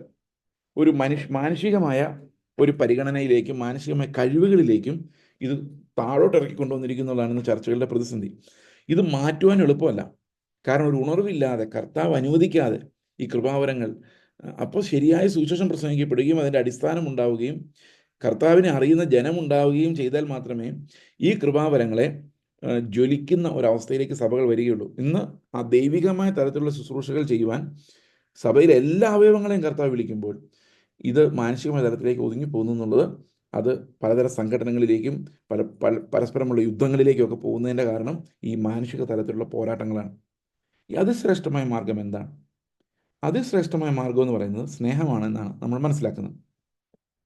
ഈ 13-ാം അധ്യായം ഒരു ഇത്തിരി കോൺട്രവേഴ്സ്യൽ ആയിട്ടുള്ള ഒരു അധ്യായമാണ് പല ആൾക്കാരെ സംബന്ധിച്ച്. ഡിനോമിനേഷനിൽ നോക്കിക്കഴിഞ്ഞാൽ ബ്രദറുകാരും ബന്ധുക്കൂസുകാരും അങ്ങോട്ടും ഇങ്ങോട്ടും ഏറ്റവും കൂടുതൽ വാഗ്വാദം ഉണ്ടാക്കുന്ന ഒരു അധ്യായമാണ് ഈ 13-ാം അധ്യായം. കർത്താവ് അനുവദിച്ചാൽ നമ്മൾ ആ 13-ാം അധ്യായത്തിൻ്റെ പകുതി ഭാഗമെങ്കിലും ഇന്ന് തീർക്കാൻ പറ്റുമെന്ന് ഞാൻ വിചാരിക്കുന്നു. ഇവിടെ പറയുന്നത് എന്ത് ശ്രേഷ്ഠമായ കൃപാവരം കിട്ടിയാലും, ഞാൻ മനുഷ്യരുടെയും ദൂതന്മാരുടെയും ഭാഷകളിൽ സംസാരിച്ചാലും, അതായത് മൾട്ടിപ്പിൾ ലാംഗ്വേജസ്, ആ ഒരു അന്യഭാഷയോ ഇനി ദൈവികമായ ദൈവത്തിൻ്റെ ദൂതന്മാരുടെ ഭാഷയോ എനിക്ക് ലഭിച്ചാലും,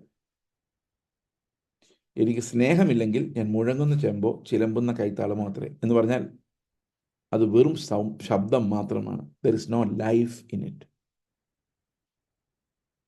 എനിക്ക് പ്രവചനപരമുണ്ടായിട്ട് സകല മർമ്മങ്ങളും സകല ജ്ഞാനവും ഗ്രഹിച്ചാലും മലകളെ നീക്കുവാനുള്ള വിശ്വാസം ഉണ്ടായാലും എനിക്ക് സ്നേഹമില്ല എങ്കിൽ ഞാൻ ഏതുമില്ല. അപ്പോൾ ഇപ്പോഴും എനിക്ക് ഉത്തരം കിട്ടാത്തൊരു ചോദ്യമാണ്, പല പ്രവാചകന്മാരും ക്രിസ്തുവിൻ്റെ നാമത്തിൽ പ്രവചിക്കുന്നു, അത്ഭുതങ്ങൾ നടക്കുന്നു, മർമ്മങ്ങൾ പറയുന്നു, ദൂതന്മാരുടെ ഭാഷയിൽ സംസാരിക്കുന്നു. ബട്ട് കർത്താവ് അവരെക്കുറിച്ച് അവസാനം പറയുന്നത്, ചിലരെക്കുറിച്ചെങ്കിലും, ഞാൻ നിങ്ങളെ ഒരു നാളും അറിഞ്ഞിട്ടേ ഇല്ല, നെവർ നോൺ യു എന്നാണ്. ഇപ്പോൾ പല സ്ഥലത്തും ഇതെങ്ങനെയാണ് ഇവർക്ക് ഈ കാര്യങ്ങൾ ചെയ്യാൻ പറ്റുന്നത് എന്നുള്ള കാര്യത്തിൽ എനിക്ക് ഭയങ്കരമായ ആശയക്കുഴപ്പമുണ്ട്. How do people perform miracles if Christ never knew them? അപ്പോൾ അതിനുള്ളൊരു ഉത്തരം, ഇത്തിരി ക്രൂരമായൊരു ഉത്തരം നമുക്ക്, അല്ലെങ്കിൽ ഇത്തിരി ഞെട്ടിപ്പിക്കുന്നൊരു ഉത്തരം വേദപുസ്തകത്തിലുണ്ട്. അതെന്താണെന്ന് വെച്ച് കഴിഞ്ഞാൽ, അവർ അത്ഭുതങ്ങൾ നടത്തുന്നുണ്ട്, പക്ഷെ ദൈവം അവരെ ഒരിക്കലും അറിഞ്ഞിട്ടില്ല. അപ്പോൾ ദൈവം അറിയാതെ അവർ അത്ഭുതങ്ങൾ ചെയ്യുന്നത് എങ്ങനെ? ക്രിസ്തുവിൻ്റെ നാമത്തിൽ എങ്ങനെയാണ് അത്ഭുതം ചെയ്യുന്നത്? രണ്ട് സൊല്യൂഷനാണ് അതിനുള്ളത്. ഒന്ന്, ക്രിസ്തുവിൻ്റെ നാമം is enough on most cases. ഇപ്പോൾ സാത്താൻ അല്ല, ദുരാത്മാക്കൾ ബാധിച്ച ഒരാൾ, സ്കേവയുടെ മക്കൾ ദുരാത്മാവിനെ പുറത്താക്കാൻ ശ്രമിച്ചപ്പോൾ എന്ത് സംഭവിച്ചു? അവർ ഓടിച്ചു. എന്നാൽ യേശുവിൻ്റെ നാമം കൊണ്ട് മാത്രം ചില ദുരാത്മാക്കൾ പോയെന്ന് വരാം. കാരണം അത്ര വിവരമുള്ള ദുരാത്മാക്കളായിരിക്കില്ല ചിലപ്പോൾ, അറിയത്തില്ല. പക്ഷേ ചിലപ്പോൾ യേശുവിൻ്റെ നാമം മാത്രം മതിയായിരിക്കും. പക്ഷെ അവർ ദൈവം ഒരിക്കലും അറിഞ്ഞിട്ടില്ല, ഒരു നാമം ഉപയോഗിച്ചു എന്ന് മാത്രം. ഇപ്പം നാമം ഉപയോഗിക്കുന്നതുകൊണ്ട് നാമത്തിൻ്റെ ശക്തിയാൽ അത്ഭുതങ്ങൾ നടക്കുകയും, എന്നാൽ അവർ കർത്താവുമായൊരു ബന്ധമില്ലാതെ, ഒരിക്കൽ പോലും ഇല്ലാതെ, അതാണ് ഏറ്റവും വലിയ അത്ഭുതകരമായ കാര്യം. കർത്താവ് പറയുന്നത്, ഞാൻ അവരെ ഒരു നാളും ഒരിക്കൽ പോലും അറിഞ്ഞിട്ടില്ല. They never come in to touch with me. അത് ഭയങ്കര അത്ഭുതകരമാണ്. അതെങ്ങനെയാണ് ഇവർ ഇതൊക്കെ ചെയ്യുന്നത് എന്നുള്ള കാര്യം it still remains a mystery. Okay, for me, എനിക്കുള്ളതെല്ലാം അന്നദാനം ചെയ്താലും എൻ്റെ ശരീരം ചുടാൻ ഏൽപ്പിച്ചാലും സ്നേഹമില്ലെങ്കിൽ എനിക്കൊരു പ്രയോജനമില്ല. അപ്പം നമ്മൾ പല ത്യാഗങ്ങൾ സഹിച്ചിട്ട് നമ്മൾ പറയും, ഞാൻ എന്തുമാത്രം കഷ്ടം സഹിച്ചെന്നറിയാം. പക്ഷേ അതിനകത്ത് സ്നേഹം കൊണ്ടല്ലാതെയും കഷ്ടം സഹിക്കാൻ പറ്റും. നമുക്ക് ഒരാളുടെ സ്നേഹമില്ലാതെയും അവർക്ക് വേണ്ടി അധ്വാനിക്കാൻ പറ്റും. നമ്മുടെ കോൺസ്റ്റിറ്റ്യൂഷൻ അങ്ങനെയാണ്. പുറമേ ഉള്ള എന്ത് ചെയ്തു എന്ന് പറഞ്ഞാലും if there is no love from inside, അത് ഒരു പ്രയോജനമില്ലാത്തതാണ് ദൈവത്തിൻ്റെ ആത്മാവ് നമ്മളെ പഠിപ്പിക്കുന്നു. അപ്പോൾ നമ്മൾ ഫോക്കസ് ചെയ്യേണ്ടത് കൃപാവരങ്ങളിലേക്കല്ല, അതിനേക്കാളും പ്രൈമറി ആയിട്ട് നമ്മൾ ശ്രദ്ധിക്കേണ്ടത് നമ്മുടെ ക്യാരക്ടർ എങ്ങനെ ക്രിസ്തുവിന് അനുരൂപമായി രൂപപ്പെടുന്നു. കർത്താവ് നമ്മളിന്ന് ആഗ്രഹിക്കുന്ന ആ ബിഹേവിയർ, ആ ഇൻറ്റേർണൽ ക്യാരക്ടർ, ഇന്നർ സോൾ, അത് ആത്മാവിൽ ബലം പ്രാപിക്കുന്നുണ്ടെന്നുള്ളതാണ്. നമ്മൾ എത്ര പ്രാർത്ഥിച്ചാലും ഭൂതങ്ങൾ പോയാലും നമ്മൾ സഹോദരങ്ങളോട് കൈപ്പായിരിക്കുന്നവരാണോ? നമ്മൾ സഹോദരങ്ങളെക്കുറിച്ച് ദൂഷണം പറയുന്നവരാണോ? സ്നേഹം എന്ന ഒരു കാര്യം നമ്മളിൽ വരുന്നില്ലെങ്കിൽ നമ്മൾ ഈ ബഹളം വയ്ക്കുന്നതും ഈ ശുശ്രൂഷിക്കുന്നതും ദൈവത്തിന് പ്രസാദമല്ല. അപ്പോൾ ഇവിടെ പറയുന്ന എത്ര ഭയങ്കര മിറക്കിൾസ് ചെയ്താലും, if you do not love your brother, if you are angry with him, അത് എല്ലാ ന്യായപ്രമാണങ്ങളെ ലംഘിച്ചതുപോലെയാണ്. കാരണം എല്ലാ നമ്മൾ സഹോദരനെ ദുഷിക്കുമ്പോൾ, സഹോദരനോട് പകയോടെ പെരുമാറുമ്പോൾ, നമ്മൾ എല്ലാ ന്യായപ്രമാണങ്ങളും ഒന്നിച്ച് കട്ട് ചെയ്ത് കളയുകയാണ് ചെയ്യുന്നത്. ബിക്കോസ് ന്യായപ്രമാണം എന്ന് പറയുന്നത് നിങ്ങളുടെ സഹോദരനെ സ്നേഹിക്കുക എന്നുള്ളതിൽ അടങ്ങിയിരിക്കുകയാണ്. When you deny a brother or a sister and accuse them, എന്താ സംഭവിക്കുന്നത്?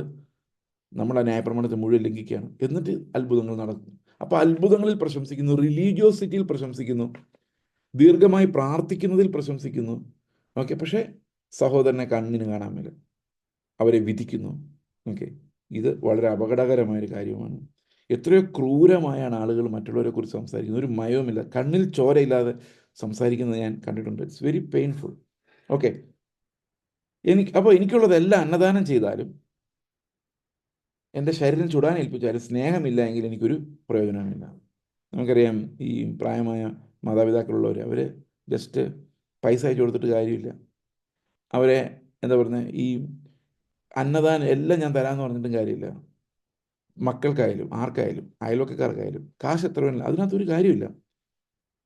ആ ആളെ സ്നേഹമുള്ളിൽ തോന്നുന്നുണ്ടോ, വൈരാഗ്യമുള്ളിലുണ്ടോ, സ്നേഹമാണോ ഉള്ളിലുള്ളത്? അതാണ് ശരിക്കും ശോധന ചെയ്യപ്പെടേണ്ടത്.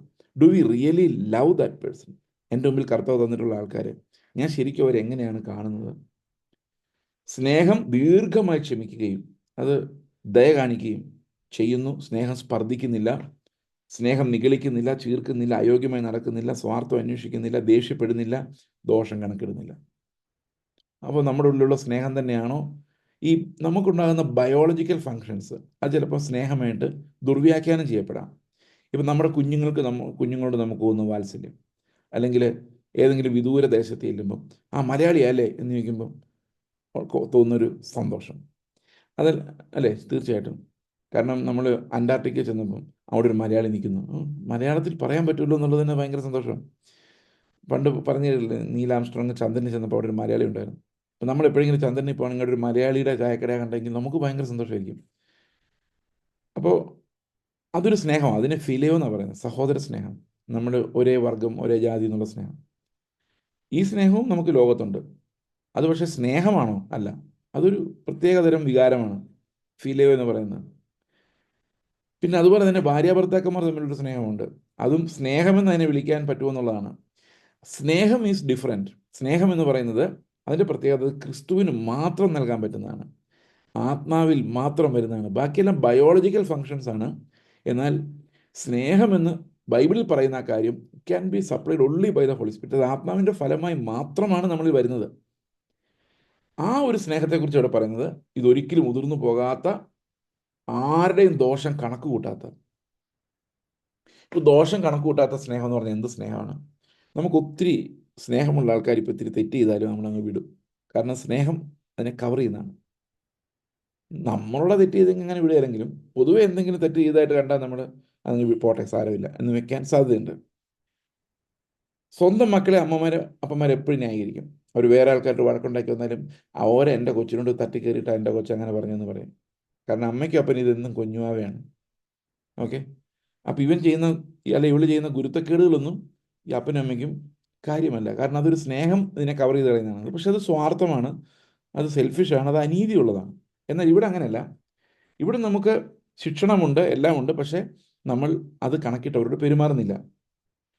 സ്നേഹം സ്പർദ്ധിക്കുന്നില്ല, ദയ കാണിക്കുന്നു, നിഗളിക്കുന്നില്ല, ഗമ കാണിക്കുന്നില്ല, ദയ കാണിക്കുന്നു എന്നാൽ ഗമ കാണിക്കുന്നില്ല, അയോഗ്യമായി നടക്കുന്നില്ല, സ്വാർത്ഥം അന്വേഷിക്കുന്നില്ല, ദേഷ്യപ്പെടുന്നില്ല, ദോഷം കണക്കിടുന്നില്ല.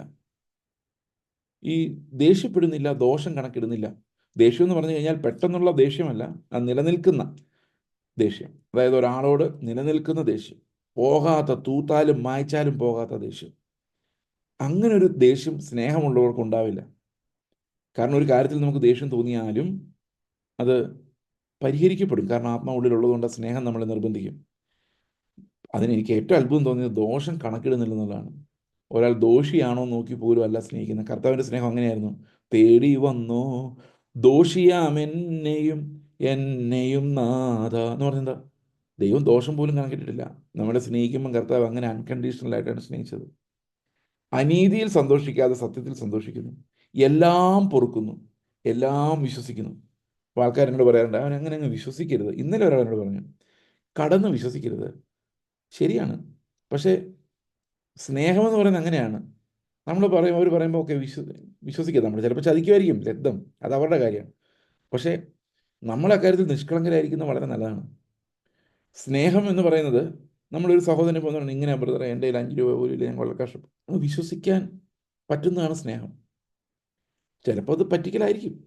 പറ്റിക്കലാൻ തെളിഞ്ഞാൽ പിന്നെ വിശ്വസിക്കേണ്ട. പക്ഷേ നമ്മളൊരു എന്താ പറയുന്ന ഒരു സ്നേഹത്തോടെ ഈ സഹോദരങ്ങളെ ഒരു ചാൻസ് കൊടുക്കാൻ നമുക്ക് സ്നേഹം നമ്മളെ നിർബന്ധിക്കണമെന്ന് ഞാൻ വിചാരിക്കുന്നു. അപ്പോൾ ആൾക്കാർ ചിലപ്പോൾ പറ്റിക്കുമായിരിക്കും, ദാറ്റ്സ് അനദർ തിങ്. അത് അവരും ദൈവമായിട്ടുള്ള ബിസിനസ്സാണ്. ഇതെല്ലാവരും ഇതിനോട് യോജിക്കണമെന്നില്ല, പക്ഷെ ഞാൻ അങ്ങനെയാണ് ഇത് മനസ്സിലാക്കുന്നത്. എല്ലാം പൊറുക്കുന്നു, എല്ലാം വിശ്വസിക്കുന്നു, എല്ലാം സഹിക്കുന്നു. ഇപ്പോൾ എന്ത് ഉപദ്രവം ഉണ്ടായാലും സഹിക്കുന്നു. അപ്പോൾ സ്നേഹം എൻ്റെ ക്വാളിറ്റിയിൽ വർദ്ധിച്ച് വർദ്ധിച്ച് വരുന്തോറും എന്ത് തെറ്റ് ചെയ്താലും ക്ഷമിക്കാനും, എന്ത് ഏത് ലെവലിലും ആ ഒരാളെ വിശ്വസിക്കാനും, എല്ലാം സഹിക്കാനും ഉള്ള കപ്പാസിറ്റിയാണ് ഈ സ്നേഹം നമുക്ക് തരുന്നത്. ചില ആൾക്കാർക്ക് ഭയങ്കര സ്നേഹമാണ്, പക്ഷെ ഒട്ടും വിശ്വാസമില്ല. അതെന്ത് പരിപാടിയാണ്? ട്രൂ ലവ് എന്ന് പറഞ്ഞാൽ അതിനകത്തൊരു ഫെയ്ത്ത് ഉണ്ട്. ഫെയ്ത്ത് ഇല്ലാതെ ട്രൂ ലവ് ഉണ്ടാവില്ല. ഓക്കെ, ചില ആൾക്കാർ പറയുന്നത് എനിക്ക് ഭയങ്കര സ്നേഹമാണ് ആളോട്, പക്ഷേ വിശ്വാസമില്ല. അതിനർത്ഥം സ്നേഹമില്ലെന്നാണ്. സ്നേഹമുണ്ടെങ്കിൽ എല്ലാം വിശ്വസിക്കുന്നു, എല്ലാം പ്രത്യാശിക്കുന്നു, എല്ലാം സഹിക്കുന്നു. സ്നേഹവും പ്രത്യാശയും തമ്മിലുള്ള ബന്ധം എന്താണ്? ഇപ്പോൾ ഞാനിവിടെ ഇങ്ങനെ ഇങ്ങനെ നമുക്ക് ചിന്തിക്കാം. ഒരാൾ ഇത്തിരി പ്രശ്നക്കാരനായ ഒരാളാണ്. അപ്പോൾ എങ്ങനെയാണ് അയാളെ സ്നേഹിക്കുന്നത്? പ്രത്യാശയില്ലാതെ പറ്റിയല്ല. അയാൾ വിശ്വാസിയാണെങ്കിൽ നമ്മളിങ്ങനെ പ്രത്യാശിക്കും, കർത്താവെ, എന്നെ കുറ്റം കൂടാതെ നിൻ്റെ മുമ്പിൽ നിർത്താൻ കഴിവുള്ളവനായ ദൈവം ഇവനെയും കുറ്റം കൂടാതെ നിർത്താൻ കഴിവുള്ള ദൈവം തന്നെയാണ്. ഞാൻ പ്രത്യാശിക്കുന്നു ഇവനും എൻ്റെ കൂടെ തേജസ്സിൽ കർത്താവിന് മുമ്പിൽ കാണും. ഇങ്ങനെ നമ്മൾ ചിന്തിക്കുമ്പം ആ സ്നേഹം ഉണ്ടെങ്കിലും ചിന്തിക്കാൻ പറ്റും. ഈ സ്നേഹവും പ്രത്യാശയും തമ്മിൽ വിശ്വാസമുണ്ട്, സ്നേഹവും വിശ്വാസവും തമ്മിൽ വ്യത്യാസമുണ്ട്. ഓക്കെ, അപ്പം സ്നേഹവും പ്രത്യാശയും വിശ്വാസവും കണക്റ്റഡ് ആണ് എപ്പോഴും. അടുത്ത വാക്യം പറയുന്നു, സ്നേഹം ഒരു നാൾ മുതിർന്നു പോവുകയില്ല. ഇവിടെയാണ് നമ്മൾ വ്യാഖ്യാനത്തിനകത്ത് പ്രശ്നം ഉണ്ടാകുമ്പോഴാണ്. ഇവിടെ മുഴുവൻ വ്യാഖ്യാന പ്രശ്നങ്ങളിലാണ് ഈ ഡിനോമിനേഷൻസ് ഇത്തരം വഴക്കുണ്ടാക്കുന്നത്. സ്നേഹം ഒരു നാൾ ഉതിർന്നു പോവുകയില്ല, പ്രവചനപരമോ നീങ്ങിപ്പോകും, ഭാഷാപരമോ നിന്നുപോകും, ജ്ഞാനമോ അത് നീങ്ങിപ്പോകും. ഓക്കെ, ഇവിടെ എന്താണ് ഇതിനർത്ഥം? നിങ്ങൾക്ക് എന്താ മനസ്സിലായത്? എപ്പം നീങ്ങിപ്പോകുന്ന? ഇത് എപ്പം നീങ്ങിപ്പോകും എന്നുള്ളതല്ല ഇവിടുത്തെ പ്രശ്നം. ഇവിടുത്തെ പ്രശ്നം നമ്മൾ 12-ാം അധ്യായത്തിൽ കണ്ടത് മുഴുവൻ ഈ കൃപാവരങ്ങളെ കുറിച്ചായിരുന്നു. 13-ാം അധ്യായത്തിലേക്ക് വരുമ്പോൾ പൗലോസ് പറയാണ്, നിങ്ങൾ എത്ര വലിയ കാര്യം ചെയ്താലും സ്നേഹമാണ് പ്രധാനം. കാരണം ബാക്കിയുള്ളതെല്ലാം നീങ്ങിപ്പോകുന്നതാണ്. ഉദാഹരണത്തിന്, ഇപ്പോൾ എൻ്റെ ഓർമ്മശക്തി കുറച്ചുകൂടെ കുറഞ്ഞു കുറഞ്ഞു കുറഞ്ഞു വന്നാൽ എനിക്ക് വചനം പ്രസംഗിക്കാൻ ചിലപ്പോൾ ദൈവം എന്നെ അനുവദിച്ചെന്ന് വരില്ല. അല്ലെങ്കിൽ ഒരു മിറാക്കിളായിട്ട് എല്ലാ സമയത്തും ദൈവം എന്നോട് സംസാരിച്ചുകൊണ്ടേയിരിക്കണം. പക്ഷെ സ്നേഹം എപ്പോഴും അവിടെ കാണും. കൃപാവരങ്ങൾക്കൊരു പരിധിയുണ്ട്, പരിമിതിയുണ്ട്. അതല്ലാതെ AD 200-ാം നൂറ്റാണ്ടിൽ ഇത് കൃത്യമായിട്ട് നിന്നു പോകുന്നല്ല അവിടെ എഴുതി വെച്ചിരിക്കുന്നത്. ശ്രേഷ്ഠവരങ്ങളും അതിശ്രേഷ്ഠമായ മാർഗവും തമ്മിലുള്ള വ്യത്യാസമാണല്ലേ പറഞ്ഞു വരുന്നത്, അല്ലേ? എത്ര സിമ്പിളായിട്ട് വ്യാഖ്യാനിക്കാവുന്ന കാര്യമാണ്. അത് പറഞ്ഞു വരുന്നത് നമുക്ക് എന്താണ് പൗലോസ് പറഞ്ഞു വരുന്നത്? നിങ്ങൾ എല്ലാവരും കൃപാവരങ്ങൾക്ക് വേണ്ടി വാഞ്ചിക്കണം, അത് നല്ലതാണ്. ശ്രേഷ്ഠവരങ്ങൾക്ക് വേണ്ടി നിങ്ങൾ എല്ലാവരും വാഞ്ചിക്കണം. പക്ഷെ അതിശ്രേഷ്ഠമായ വേറൊരു മാർഗം കൂടെ ഉണ്ട്. ഈ ശ്രേഷ്ഠമായത് മാറിപ്പോയാലും ഇതൊരിക്കലും മാറിപ്പോവുകയില്ല എന്നാണ്. അങ്ങനെയല്ലേ പറഞ്ഞു വരുന്നത്? അപ്പം നിങ്ങൾ ഇന്ന് എത്ര കൃപാവരം ഉള്ള ആളാന്ന് പറഞ്ഞാലും ഈ കൃപാവരം ഇല്ലാതാകാം, പക്ഷേ സ്നേഹം ഇല്ലാതാവുകയില്ല. അപ്പോൾ നമ്മുടെ ജീവിതത്തിൽ ഏറ്റവും വലുത് കൃപാവരങ്ങളല്ല എന്ന് പറയാൻ വേണ്ടിയാണ്. കൃപാവരങ്ങൾ വളരെ പ്രധാനമായിരിക്കുമ്പോൾ തന്നെ ഞാൻ നിങ്ങളോട് പറയുന്നത്, ഇന്ന് സഭകളിൽ ശുശ്രൂഷകളിൽ ഏറ്റവും വലിയ പ്രശ്നം കൃപാവരങ്ങളില്ലാത്തതാണ് എന്ന് ഞാൻ പറഞ്ഞുകൊണ്ട് തന്നെയാണ് ഇത് പറയുന്നത്. ഇന്ന് ഉപദേശിക്കാൻ എഴുന്നേൽക്കുന്നവർ കൃപാവരത്തിലല്ല എഴുന്നേൽക്കുന്നത്, പരിപാലനപരമുള്ളവരല്ല പരിപാലനം ചെയ്യുന്നത്, സുവിശേഷത്തിനുള്ള കൃപാവരമുള്ളവരല്ല സുവിശേഷം ചെയ്യുന്നത്. ഇവരെല്ലാം അവരുടെ സ്കില്ല് വെച്ചാണ് ചെയ്യുന്നത്, സ്ട്രാറ്റജി വെച്ചാണ് ചെയ്യുന്നത്. ദൈവത്തെ കാത്തിരുന്നിട്ടല്ല. അത് ഇന്നത്തെ ഏറ്റവും വലിയ അപകടങ്ങളിലൊന്നാണ്. അതേസമയത്ത് ഈ കൃപാവരങ്ങളെക്കാളും വലുതാണ് സ്നേഹം. ഇതെല്ലാം തീർന്നു പോയാലും തീർന്നു പോകാത്തൊരു സാധനമാണ് സ്നേഹം. ഓക്കെ, നമ്മൾ സുബോധമില്ലാതെ കട്ടിലിൽ കിടന്നാലും ദൈവത്തിൻ്റെ സ്നേഹം നമ്മളെ നിറച്ചുകൊണ്ടേയിരിക്കും. അതൊരിക്കലും അഴിഞ്ഞു പോവുകയില്ല. നമ്മുടെ വിശ്വാസവും രക്ഷയും കർത്താവിൻ്റെ സന്നിധിയിൽ സ്ഥിരമായിരിക്കും. നമുക്ക് ഓർമ്മയില്ലെങ്കിലും ബോധമില്ലെങ്കിലും പ്രായമായാലും എത്രയായാലും കർത്താവിൻ്റെ ആ സ്നേഹം നമ്മളെ വിട്ടു പോകുന്നില്ല. എന്നാൽ ഈ കൃപാവരങ്ങൾക്കെല്ലാം ഒരു ടൈമുണ്ട്, ഒരു പീരീഡ് ഉണ്ട്. ചിലപ്പോൾ കർത്താവ് പറയും, മതി മോനെ, മതി, ഇത്രയും മതി, ഇത്ര ശുശ്രൂഷ മതി, ഇനി സ്വസ്ഥമായിട്ടിരുന്നോ പറയാനോട്. ഏത് സമയത്തും കർത്താവിന് ആവശ്യപ്പെടാനുള്ള അധികാരമുണ്ട്. ബട്ട് സ്നേഹം എടുത്ത് കളയുകയില്ല, വിശ്വാസം എടുത്ത് കളയുകയില്ല, പ്രത്യാശ എടുത്ത് കളയുകയില്ല. അതെപ്പോഴും ഉണ്ടായിരിക്കും. This is speaking not about historical cessation of gifts, ബ്രദറുകാർ പറയുന്ന പോലെ. ഓക്കെ, ഇതെന്തുകൊണ്ടാണ് ഞാനങ്ങനെ പറയുന്നതെന്ന് വെച്ച് കഴിഞ്ഞാൽ, ഈ സ്നേഹം ഒരു നാൾ ഉതിർന്നു പോവുകയില്ല, പ്രവചനപരമോ നീങ്ങിപ്പോകും, ഭാഷാപരമോ നിന്നുപോകും, ജ്ഞാനമോ നീങ്ങിപ്പോകും. കാരണം ഈ അംശമായി നമ്മൾ അറിയുന്ന ഒരു കാലഘട്ടത്തിലാണ് ഈ കൃപാവരങ്ങൾ ഭയങ്കരമായ ആവശ്യം വരുന്നത്. ഉദാഹരണത്തിന് പ്രവചനവരം നമുക്ക് എപ്പോഴാണ് ആവശ്യം? പ്രവചനവരം നമുക്ക് ആവശ്യം നമ്മൾ ആത്മാവിൻ്റെ ശബ്ദം കേൾക്കാതിരിക്കുന്ന ഒരു കാലത്താണ് കൂടുതൽ ആവശ്യം. ഉദാഹരണത്തിന് ഇപ്പം എനിക്ക് അടുത്ത സെപ്റ്റംബറിൽ എന്ത് സംഭവിക്കും, അടുത്ത നവംബറിൽ ഇതൊന്നും അറിയാൻ എനിക്ക് ഒരു താല്പര്യമില്ല. ഇനി ആരെങ്കിലും അത് പറഞ്ഞുകൊണ്ട് വന്നാൽ അത് കേൾക്കാൻ പോലും താല്പര്യമില്ലാത്തതിൻ്റെ കാരണം എനിക്ക് അന്നത്തെ കഷ്ടം മതി എന്ന് വിശ്വാസമുള്ളതാണ്. എനിക്ക് ഇന്നത്തെ കഷ്ടത്തിലൂടെ നാളത്തെ കഷ്ടം കൂടെ പോലും എടുക്കാനുള്ള ആരോഗ്യമില്ല. So I am satisfied with what God has given me today. അപ്പം പ്രവചനത്തിൻ്റെ ആദ്യകാലത്ത് അങ്ങനെയല്ല. അല്ല, നമ്മുടെ വിശ്വാസ ജീവിതത്തിൻ്റെ ആദ്യകാലത്ത് ഒരു രോഗം വന്നു മാറുമോ, ദാരിദ്ര്യം മാറുമോ, അപ്പോൾ ഒരു പ്രവാചകൻ വന്ന് അടുത്ത ആഴ്ചയോടെ മാറും എന്ന് പറഞ്ഞു കഴിയുമ്പോൾ ഒരു ആശ്വാസം. അപ്പോൾ അല്ലെങ്കിൽ ഇങ്ങനെയുള്ള അതൊക്കെ വിശ്വാസത്തിൻ്റെ പ്രൈമറി കാലഘട്ടങ്ങളിലാണ് ഈ പ്രവചനങ്ങൾ അത്ര ഇമ്പോർട്ടൻ്റ് ആയിട്ട് വരുന്നത്. എന്നാൽ നമ്മൾ വളർന്നു വരുമ്പോൾ അംശമായുള്ള കാഴ്ചകൾ വിട്ടിട്ട് നമ്മൾ പൂർണ്ണമായുള്ള കാഴ്ചകളിലേക്ക് വരുമ്പോൾ, ക്രിസ്തുവിൻ്റെ ശബ്ദം നമുക്ക് നമ്മുടെ ഹൃദയത്തിൽ കേൾക്കാൻ പറ്റുമ്പോൾ, നമുക്കിങ്ങനെയുള്ള കൃപാവരങ്ങളുടെ സഹായം ഇല്ലാതെ തന്നെ കർത്താവിനെ അനുഭവിക്കാൻ സാധിക്കും. അപ്പോൾ കൃപാവരങ്ങൾക്കൊരു താൽക്കാലികമായ ഒരു ഫോം മാത്രമേ ഉള്ളൂ. അത് ജീവിതകാലം മുഴുവൻ ഉണ്ടാകാം, അത് ദൈവത്തിൻ്റെ ഇഷ്ടമാണ്. ജീവിതകാലം മുഴുവൻ ഉണ്ടെങ്കിൽ സന്തോഷം, ഓക്കെ. ജീവിതകാലം മുഴുവൻ ഉണ്ടെങ്കിലും ദൈവത്തിൻ്റെ കൃപ നമ്മൾ അനുഭവിച്ചുകൊണ്ടിരിക്കും. പക്ഷേ ഈ കൃപാവരങ്ങൾ എന്ന് പറയുന്ന ശുശ്രൂഷാവരങ്ങളാണ്. നമ്മൾ ജീവിതകാലം മുഴുവൻ ചിലപ്പോൾ ശുശ്രൂഷിച്ചു എന്ന് വരികയില്ല. എൻ്റെ ആഗ്രഹം ജീവിതകാലം മുഴുവൻ ശുശ്രൂഷിക്കണമെന്നാണ്, ഓക്കെ. പക്ഷേ ദൈവത്തിൻ്റെ ഇഷ്ടം എന്താണെന്ന് ദൈവത്തിന് മാത്രമേ അറിയുകയുള്ളൂ. ഓക്കെ, അടുത്ത വാക്യം പറയുമ്പോൾ നമ്മൾ കുറച്ചും കൂടെ ക്ലിയർ ആവും. അംശമായി മാത്രം നാം അറിയുന്നു, അംശമായി മാത്രം പ്രവചിക്കുന്നു. പൂർണ്ണമായത് വരുമ്പോഴോ അംശമായി നീങ്ങിപ്പോകും. എന്താണ് ഈ പൂർണ്ണമായത്? കേട്ടോളൂ. ഞാൻ ശിശു ആയിരുന്നപ്പോൾ ശിശുവിനെ പോലെ സംസാരിച്ചു. കേട്ടോ, ശിശുവിനെ പോലെ നിരൂപിച്ചു, ശിശുവിനെ പോലെ ചിന്തിച്ചു, ശിശുവിനെ പോലെ, ഓക്കെ. പുരുഷനായ ശേഷമോ ഞാൻ ശിശുവിനുള്ളത് ത്യജിച്ചു കളഞ്ഞു. അതാണ് ഈ വളർച്ച അല്ലെ പൂർണ്ണത എന്നുള്ളതുകൊണ്ട് ഉദ്ദേശിക്കുന്നത്. ഇപ്പോൾ നാം കണ്ണാടിയിൽ കടമൊഴിയായി കാണുന്നു, അപ്പോൾ മുഖാമുഖമായി കാണും.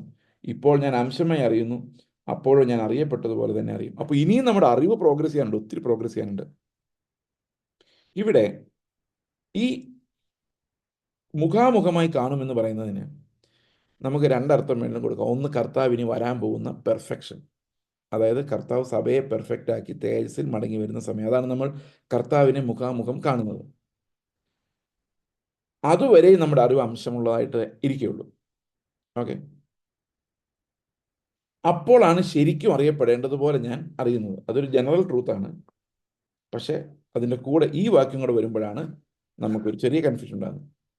ആകയാൽ വിശ്വാസം, പ്രത്യാശ, സ്നേഹം, ഇത് മൂന്നും നിലനിൽക്കുന്നു. അപ്പോൾ കർത്താവ് വന്നു കഴിഞ്ഞാൽ പിന്നെ വിശ്വാസം, പ്രത്യാശ രണ്ടിൻ്റെ ആവശ്യമില്ല.